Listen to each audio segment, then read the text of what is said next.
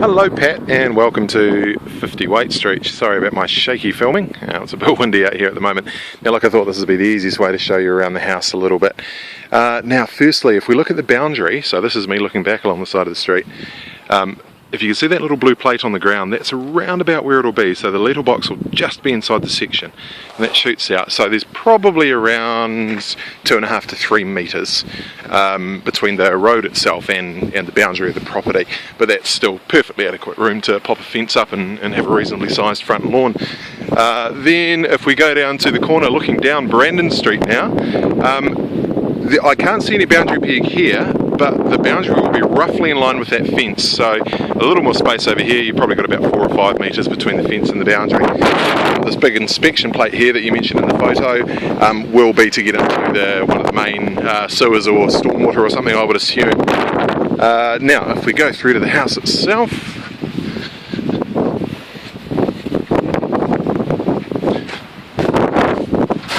so we come in the front door, as you can see, lovely polished floors straight away here. There's an old telephone nook there which is no longer in use, and if we turn right we come through into the lounge. As you can see, we've got a wood burner in the corner there and a heat pump up on the wall over there. It flows through to the dining room over here, and just on the way, this is the patch that I said was taken out where there's been a wall or possibly another fireplace removed. I'm really not sure of the exact history there, but as you can see there, again, it's natural timber, it hasn't been varnished, so it stands out at the moment.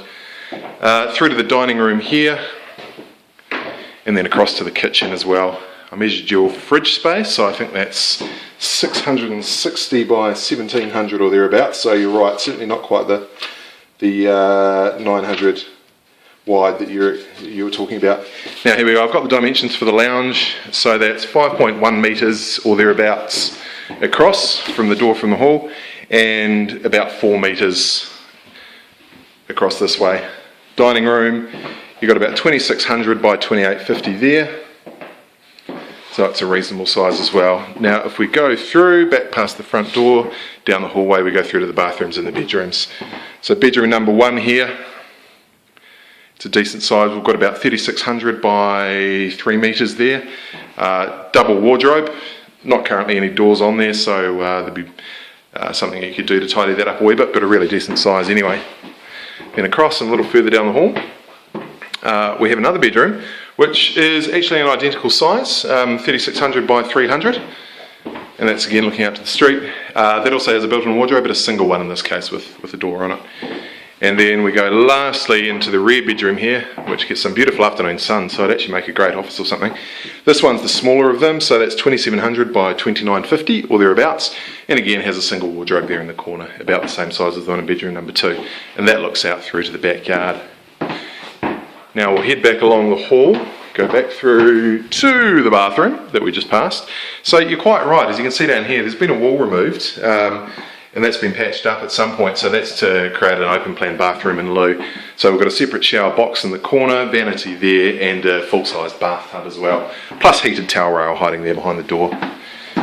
Also there's an extractor fan and heat lamp on the roof there. Now if we pop through again, through the kitchen, and out the back door here, you'll see we've got a little covered in area here going out to the patio once my light adjusts. There we go, and through to the laundry. As I said, it's a bit of a sight. It's a beautiful hark back to the 70s, and I've got measurements here of about 2680 by 2850. As you can see, it's got the original lino on the floor, which is just gorgeous, as is the wallpaper.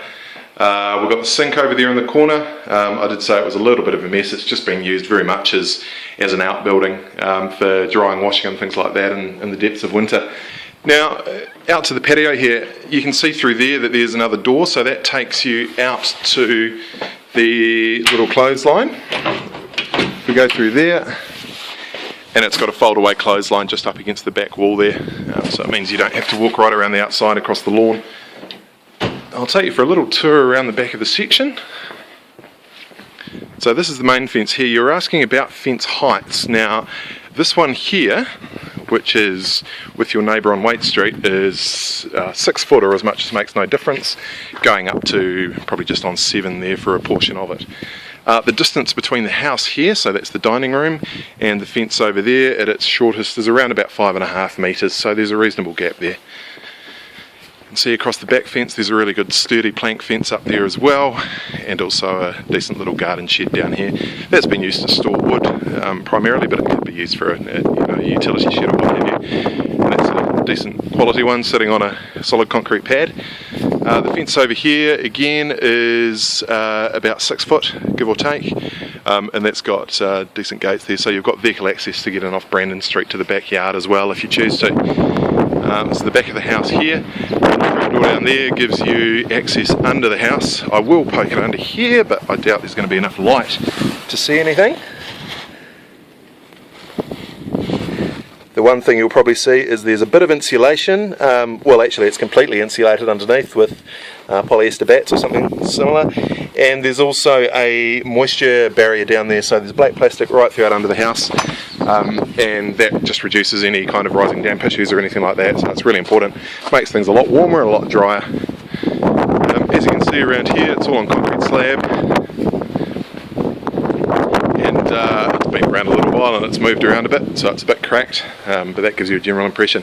Now lastly, of course, the issue with the paint.